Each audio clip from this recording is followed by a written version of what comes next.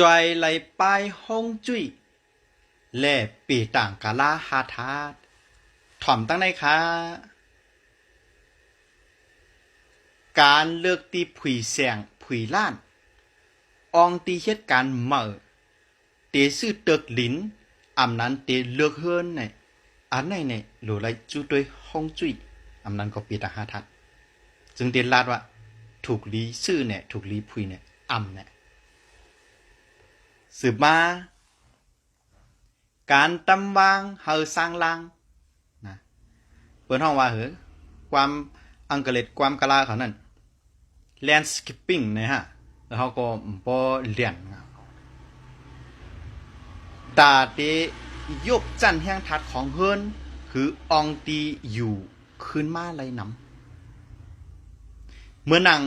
น้องลุยน้ำหมอป้าน้ำตกน้ำปุงคือสวนหินปกติเฮ็ดเจอไหนถูกลีเลยจัดฮงจุ้ย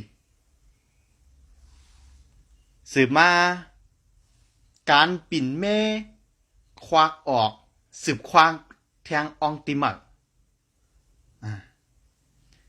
อันเป็นห้องว่า renovate อันนั้นก็ renovation นะกะลามปราดขี่กะลามาเนาะบ่เรียนนะถอมเอาไว้จังไหนการปิ่นตีตั้มพักตูฮูเลียงเจิงฝ่ายของเฮิรนแขนห้องการต้าสีเหมาสืบเฮ็ดสองไฟหือถึงว่าการตั้มวางเฟอร์นิเจอร์เหมาตัดตื้อจันแห้งทัดดีลีเข้ามาในหลวไรจูโดยฮงจุยสืบมาแทงเมื่อทบยาตั้งปัญหาเสียอ่ำเซ็งอ่ำสุดวายเสียไรเลียกลายค่ายดีอยู่มาในก็หลวไรจูโดยฮงจุยการโกดเจ็ดตอนตับปีละปีนั่นนะ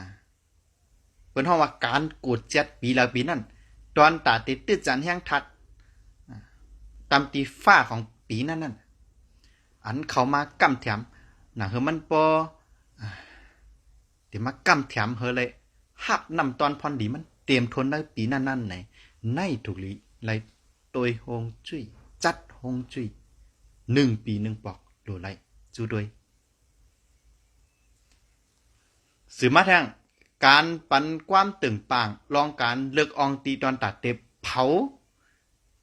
เตค่ายป่าเฮียวสร้างเคียง